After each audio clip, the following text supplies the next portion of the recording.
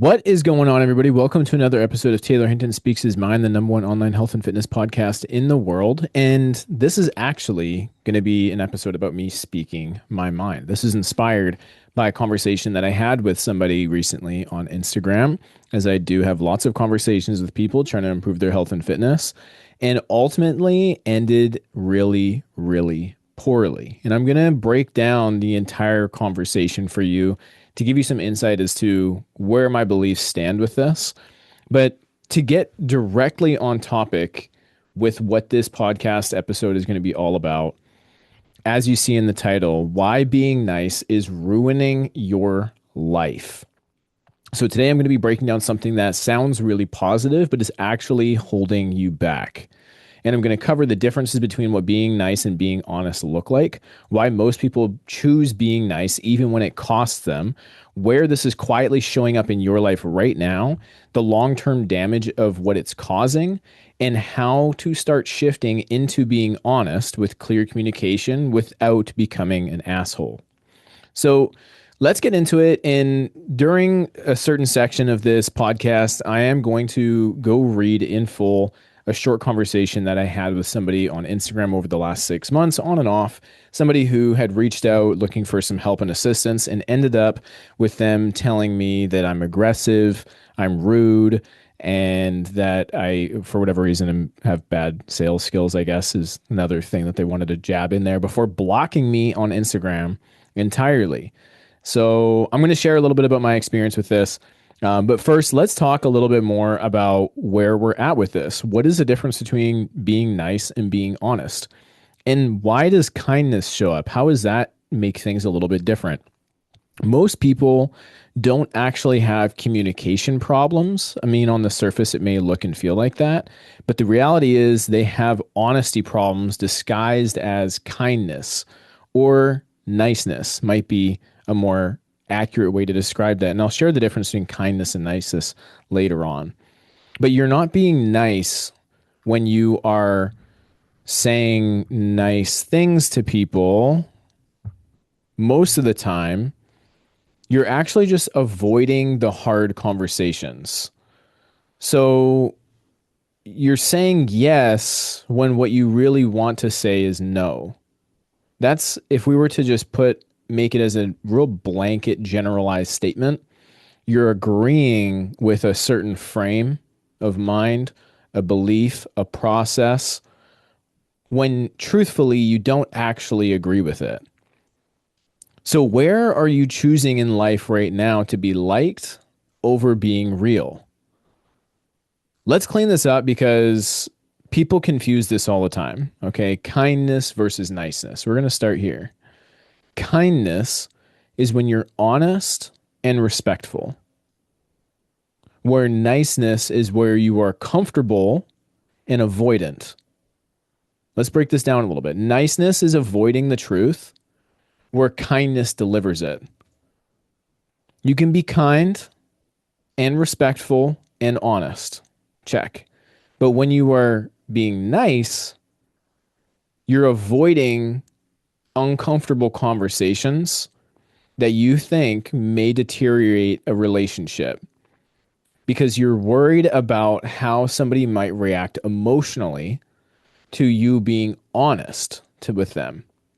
But if you do this in a tactful way, it doesn't have to be mean. That's what we're trying to avoid when we avoid being honest with people, is we're avoiding being mean for the sake of being nice. And it doesn't have to be one or the other. Why people choose nice. So why do you choose being nice? You choose it because you don't want to have conflict. You decide to be nice to people because you don't want to be rejected. That's an uncomfortable, icky feeling. And part of the human experience is avoiding being rejected. It's built into us, into our DNA, to be a part of the group, to be accepted, to be liked, because that's a survival mechanism that makes us feel good. And in the past, in our ancestors' times, when food wasn't abundant and relationships were important for survival, it was integral to your ability to keep waking up the next day to be accepted by other people, because we all rely on other people. And that still is true to this day in a lesser degree. You also want to be seen as a good person. And oftentimes people confuse being kind and honest as opposing being good, and they are not one or the other. Niceness is often selfishness. It truly is, because you're protecting yourself and not the other person. You're worried about how that person perceives you, so you're protecting and preserving your identity and how others see you versus being honest with somebody when that's what they need the most. So let's make this real for a second.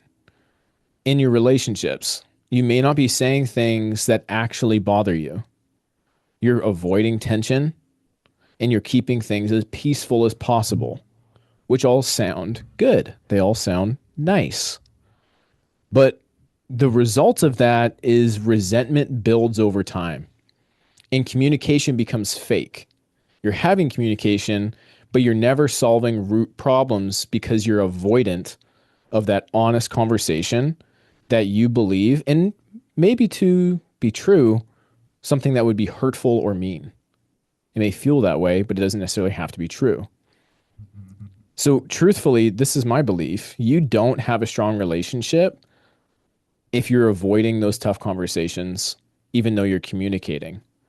You just have an untested one. And this could be in your marriage, with your partner who you just plan on marrying, with your kids, with your parents, with your friends, people you care about but you see are doing things that are overall detrimental to their longevity, their health, their fitness, or the goals that they have in mind. Maybe they're self-sabotaging financially or with their work or with their lifestyle. And it's painful to have that honest conversation, but it's necessary, and that person depends on you to do that. But you're being selfish because you don't want to have a tough conversation. You're not intending to be selfish, but you're trying, it's out of self-preservation to not say things that we need to say to people. And ultimately that deteriorates those relationships.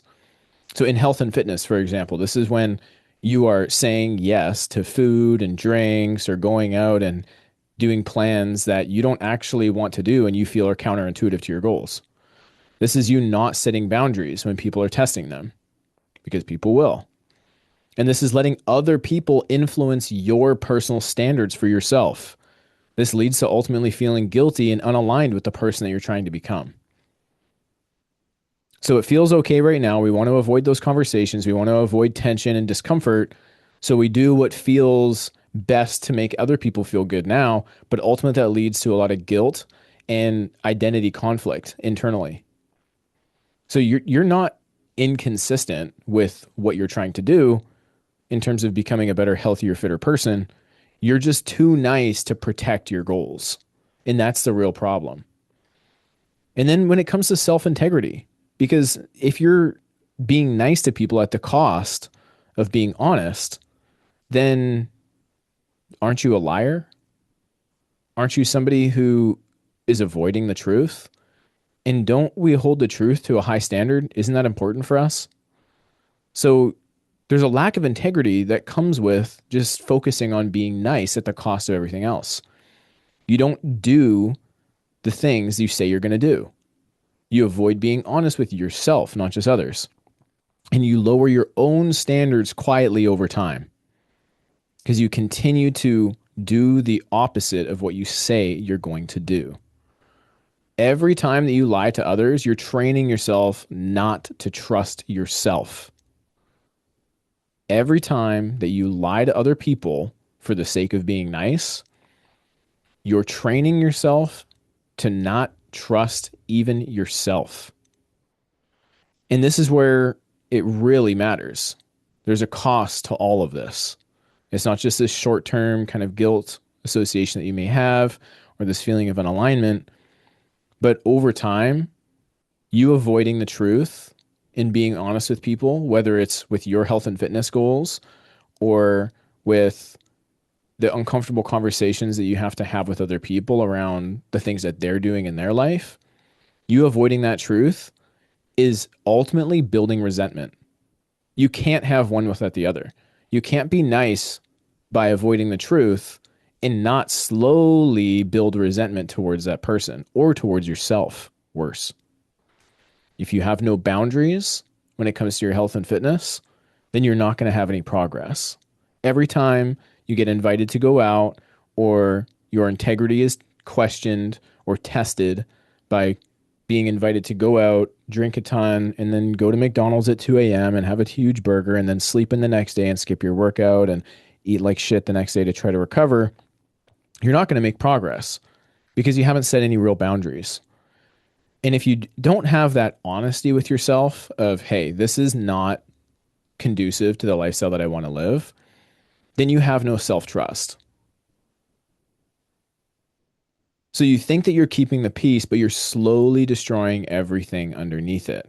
That's the real problem. This isn't a personality issue. This is a pattern issue. You're not a bad person, but the pattern that you're doing over and over and over again is bad because ultimately it's the result, the outcome, the objective reality of what's coming from that is non-conducive to who you want to be. Okay?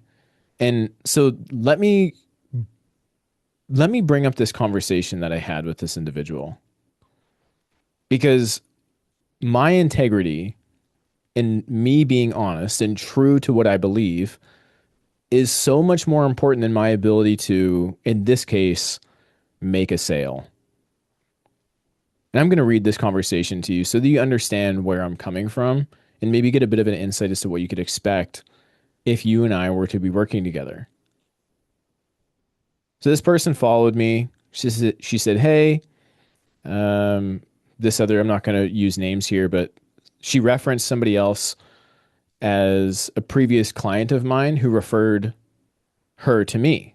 So I worked with a different individual. That individual got great results, finished their program, and then at some point had a conversation with this person that I'm now talking to and told that person, my ex-client, hey, you should reach out to Taylor and talk to him.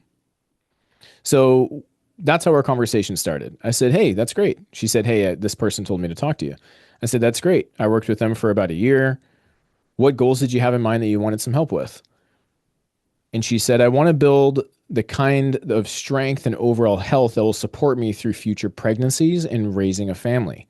This is, just keep in mind, back at the beginning of September 2025. This is when this conversation started. So she wants to be strong to support her overall health and future pregnancies with raising a family. My long-term goal is to be healthy and strong enough to carry and care for 4 children. So she has big plans. She has ambitious goals. It's exciting. I told her I love that. So right now, what are you doing for weightlifting? Are you doing anything right now? She said, no. That's okay. Most of my clients are brand new to weights. So you're in the right place where you're ready to make some big change. Whoa, what am I saying? So you're in the right place right now where you're ready to make big changes and get into a good routine. So I'm asking her, hey, are you ready to make some big changes and get into a routine with some more accountability? And she said, I'm willing to give it a try. So a bit of a red flag, I would say. She's not committed 100% because she's unsure of herself. There could be a lot of different things. My interpretation of that is she's uncertain of herself. She doesn't trust herself to follow through yet. She also doesn't know or trust me quite yet either. It's not like this was a natural conversation that came up from somebody who just found my content. This is somebody who was referred. So there's a bit of maybe forced intention for this conversation. They want to make a change. They're excited to make a change, but they're nervous about making that change. They've probably tried multiple times in the past and have fallen off. So there's a bit of lack of trust in themselves, and they're still trying to figure out who I am and if I can actually help them. That's okay. And so she's a little bit guarded. She doesn't want to tell me right away, yeah, I'm so excited. Let's get started right now. I get that. That's okay. So I told her straight up, I said, I get the sense that you're not fully committed. What's got you hesitant to being all in on your goals? This is that first part of me being honest. This is me being direct with her. This is not me being necessarily nice, but most people have a lot of nice people in their life. So adding another nice person isn't necessarily going to help them move forward, because if that was the case, then they wouldn't be having this conversation with me in the first place. My point is, they have a lot of nice people saying nice things to them. Despite all that, they're not where they want to be. adding another nice person into her life isn't going to move the needle. But does she have a lot of honest people in her life? My suspicion is no. And I think that's where most people are. Most people who are struggling to reach their fitness goals don't have somebody who is honest with them and really intentional with what they're saying, because those conversations are uncomfortable. They're hard. You're risking somebody being upset with you and not wanting to talk to you. You're risking being isolated from that person. You're risking not being liked, that rejection, that feeling of security in a friendship, relationship, whatever you want to call it. You're risking all of that when you're being honest with people. And most people will avoid that for the sake of the relationship out of selfishness. So I told her straight up, like I said, I get the sense you're not fully committed. What's got you hesitant to being all in on your goals? She said, I haven't really tried to stick to a routine. Nervous, I won't be able to keep it up, just like I suggested. I genuinely don't remember. I didn't review this conversation before recording this podcast. So kudos to me for guessing what was true for her. She's nervous that she won't be able to keep it up. Also, I've struggled with an eating disorder and body dysmorphia, and I don't want to exacerbate or bring that to real life. So I ended up sending her a voice note, a 1:04 long voice note, and I'm transcribing that right now, and I'm just going to read it word for word. Hey, this is what I said to her. Don't feel obligated to send one back. I'm talking about the voice note. You don't have to send a voice note back. I just wanted to say that I really appreciate you opening up about this, because it really shows that this is something that's important for you, and those concerns are super valid. I mean, I've helped a lot of people in similar situations as yourself, and I know that insert another client that she knows and she referred to earlier. I know that you see this person and this person is a follower of yours. Maybe, I don't know if you guys are friends or not, but she's been in my program for over a year. And at this point, she continues to renew because she's getting good results. And she has the support that I think is the biggest difference between you just starting a workout plan and trying to count your calories by yourself. And this is a transcription, so a lot of the words are maybe jumbled up because it didn't transcribe perfectly. It looks a little bit busted up here. This is the difference between you trying to start a workout plan yourself and counting your calories by yourself. That there is a higher risk of you starting. Unfortunately, it feels for some people those emotions that you've had in the past. But when you have the support of a professional, you have the accountability, you have the structure, and somebody that's going to help you be accountable to that plan, it's going to allow you to decompress, be less stressed, and focus more on the goals. Whereas your coach, myself, I can help you with the reality of getting to the place where you want to be. Does that make sense? So I need to kind of interpret this transcription because, again, it's not really transcribing word for word exactly. I essentially am saying to her, hey, I know that it can feel really stressful trying to do everything by yourself because you don't have the skill or knowledge around what exactly you should be doing.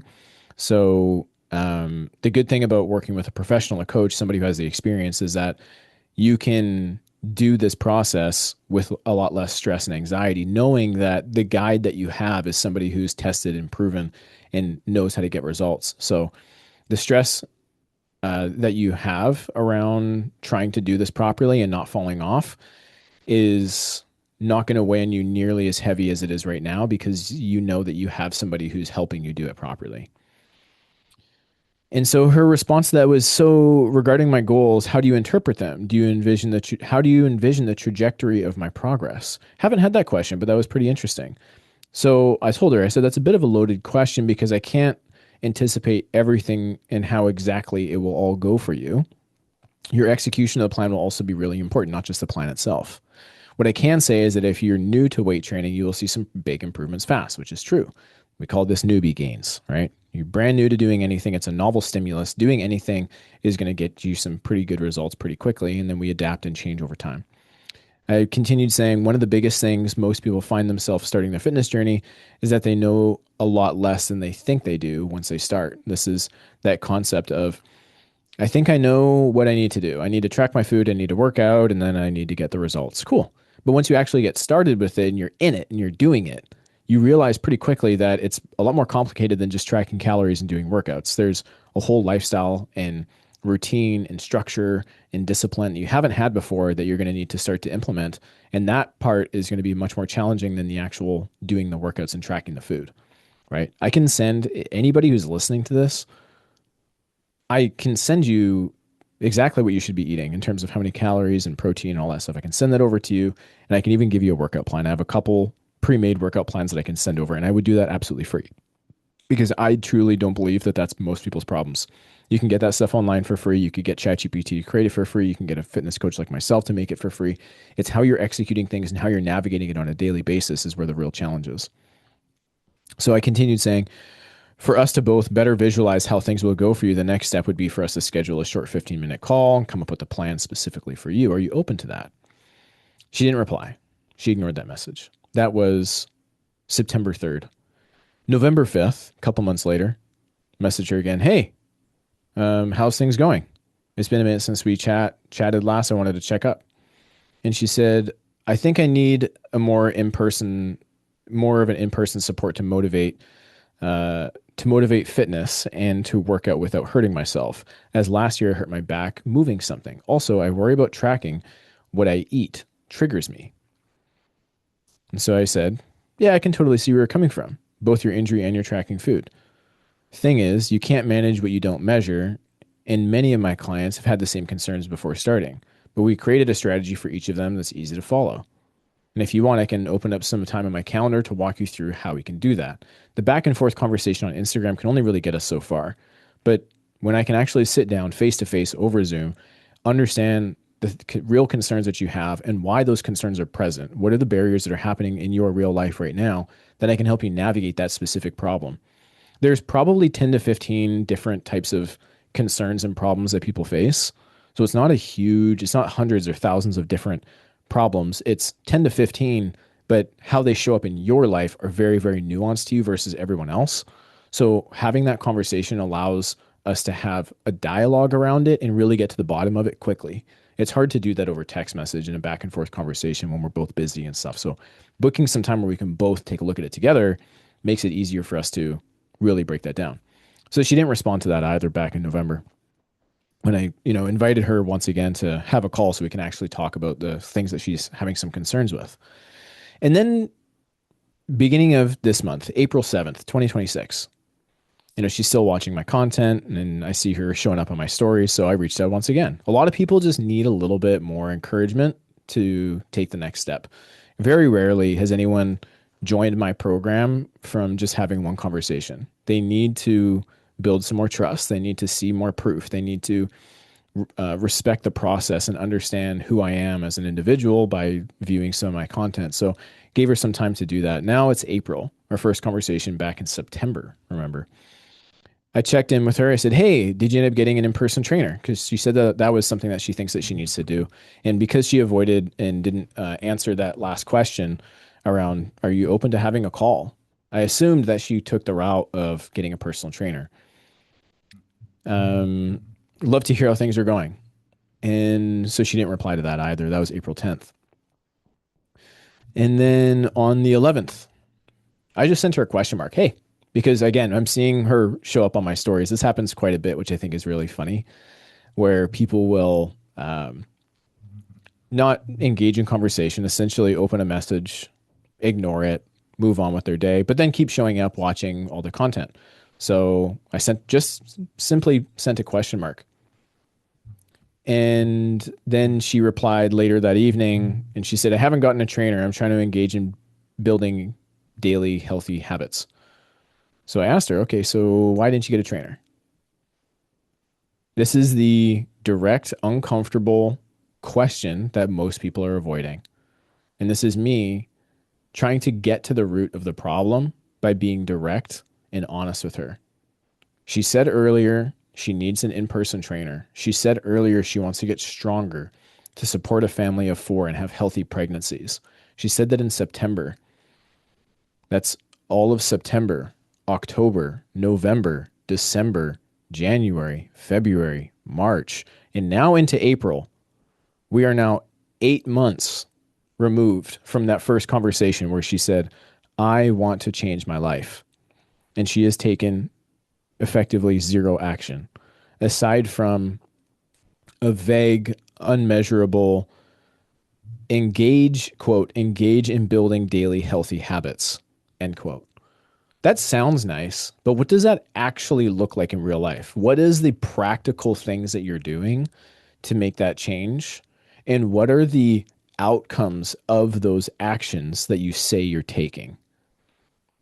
That's what I want to know because it's all results oriented. Just like the people who pay me and sign up in my program, they want results. They're not paying for comfort. They're not paying for niceness. They're not paying for somebody to pat them on the back and tell them it's okay, you can start again on Monday, because their friends and family have already been doing that with them for free for years and it's led them nowhere. People join because they want results. What is the tangible outcome of, quote, engaging in building healthy daily habits, end quote? Because that could be as simple as, oh, I stopped having my sugar in my coffee in the morning, or I started adding veggies on my plate with dinner. That's cool. That's a good thing. What's the outcome of that? Because if the outcome is essentially nothing, if it's no different from when you started, then there needs to be a more direct and aggressive shift towards what you're trying to do. If after 8 months, you've just engaged in daily healthy habits, whatever that means, because there's no measurable way for us to engage in that. So I just asked her, why didn't you get a trainer? And her response was, how much do you charge? I haven't offered to work with this person yet. We haven't even had a call. I don't know what their struggles are or anything about them. So, as far as this conversation is concerned, I'm not charging anything.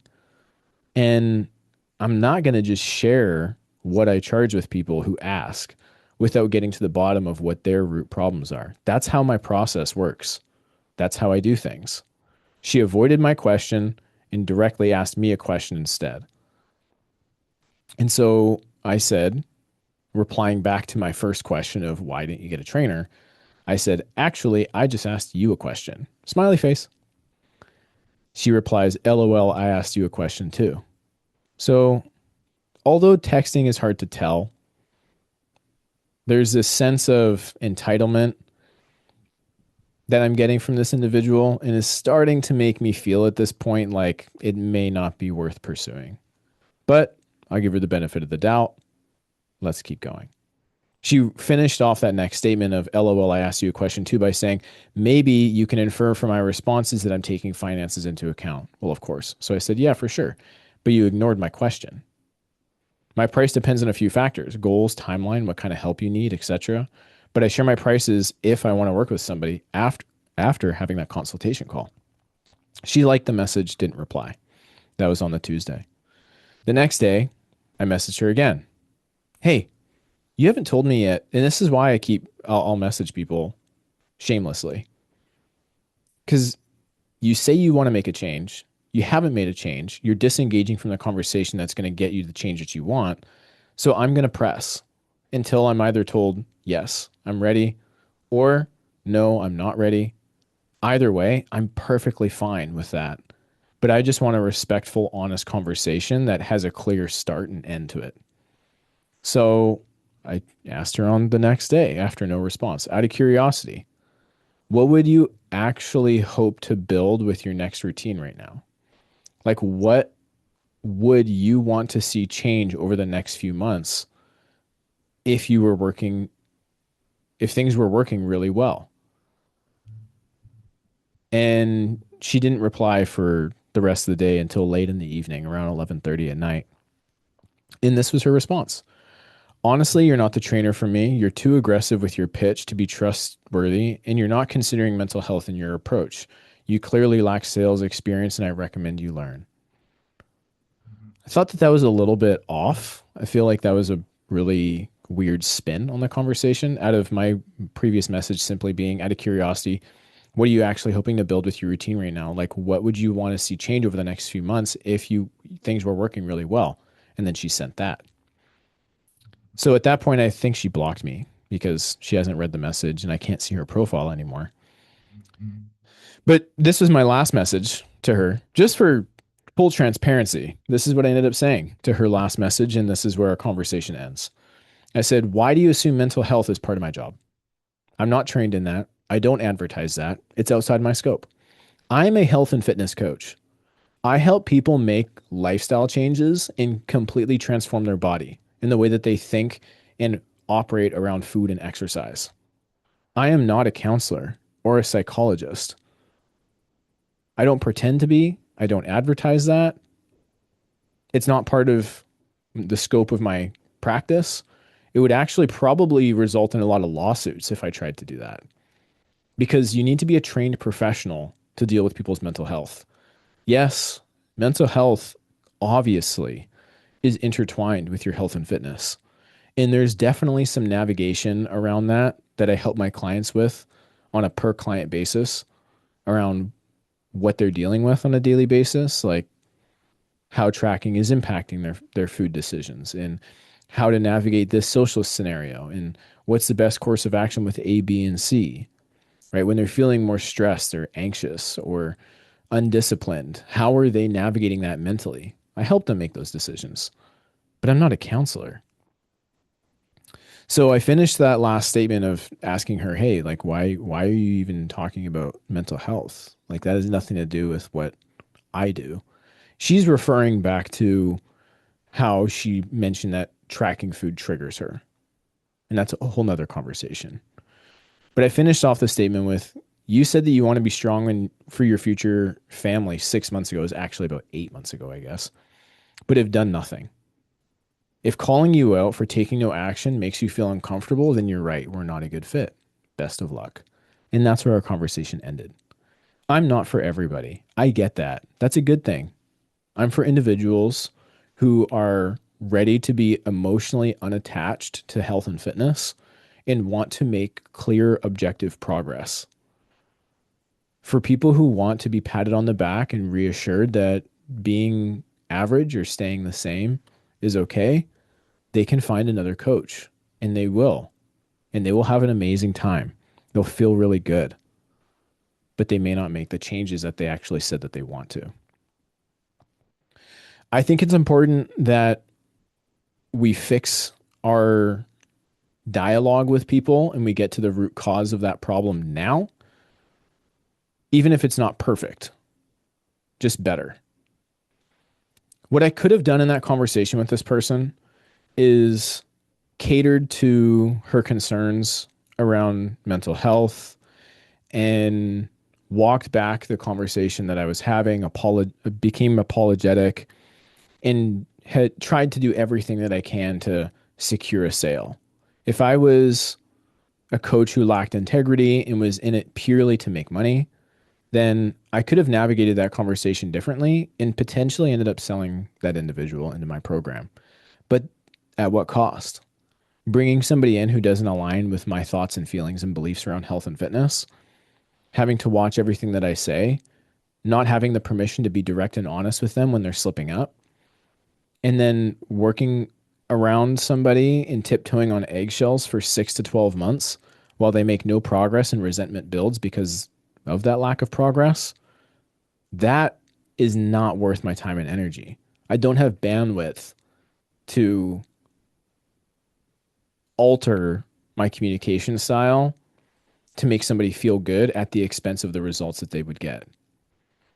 And this is better for them too. Even though they may walk away thinking that I'm some asshole because I'm being honest with them, they get to leave this conversation knowing for sure that this coach, i.e., me, is not the one for them. They figured that out sooner because I was honest with them.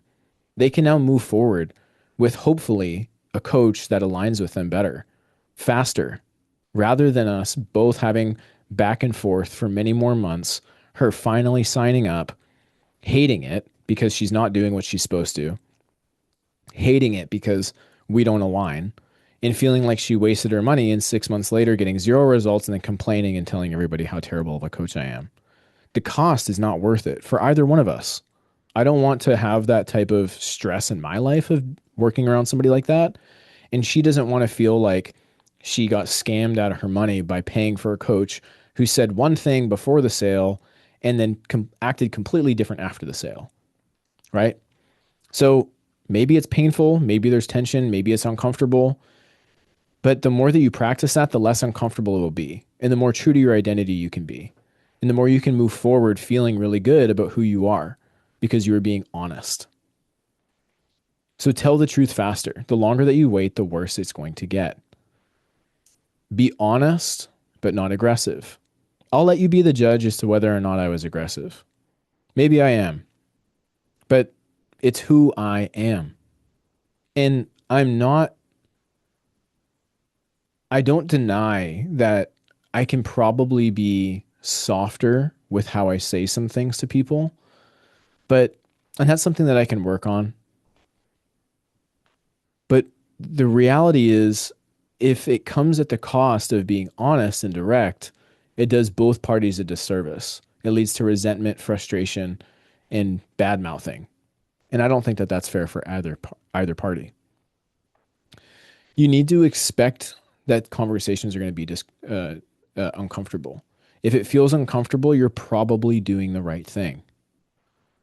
Stop over explaining things.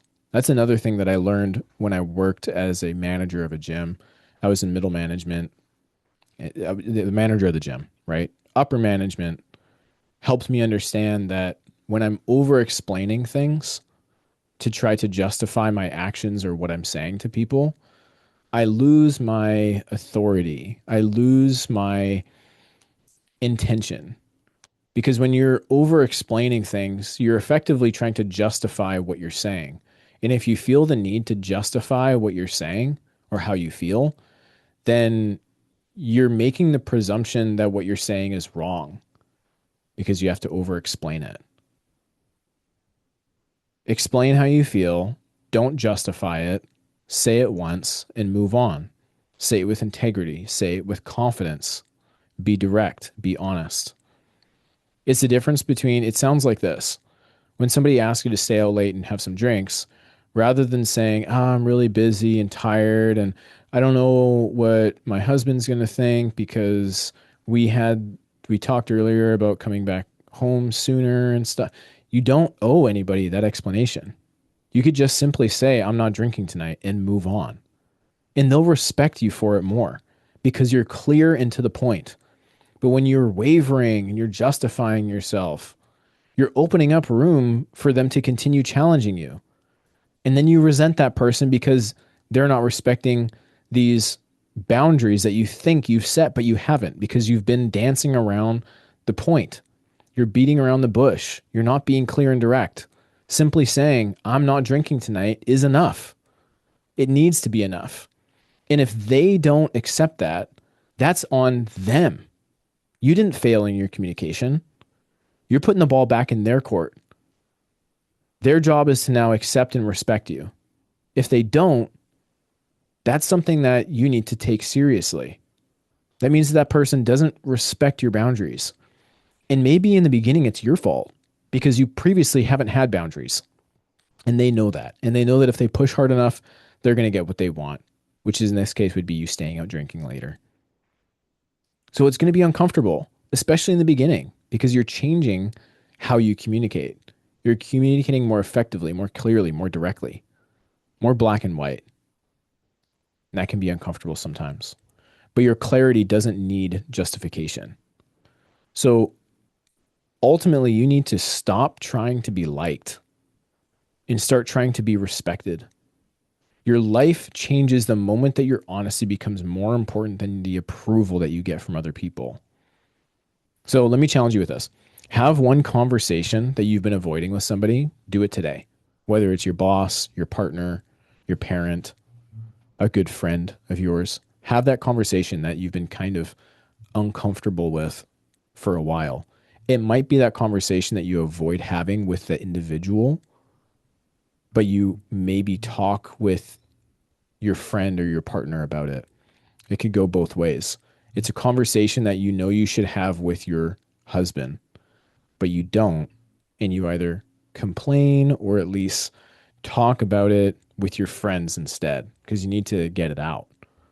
You're avoiding it with the person that you need to have the conversation with most and sharing it with other people who don't have a valid opinion in the topic.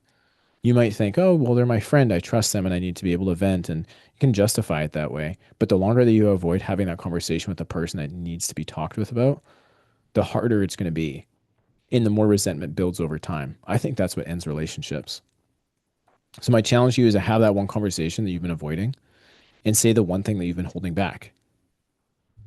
Being nice will keep your life comfortable. That's true because you get to avoid those conversations. There's less tension, there's less friction, there's less disappointment, there's less rejection.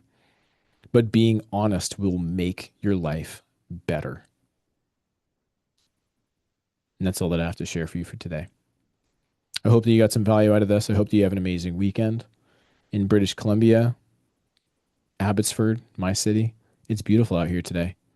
And I cannot wait to enjoy having a great hike with a good friend of mine and having a bit of time to myself. Angela's gone on a bachelorette. So it's going to be me and Rue, a little bit of video games, a little bit of weed, just relaxing, having a good time. And I hope that you do that too. Have an amazing weekend, everybody. Take care.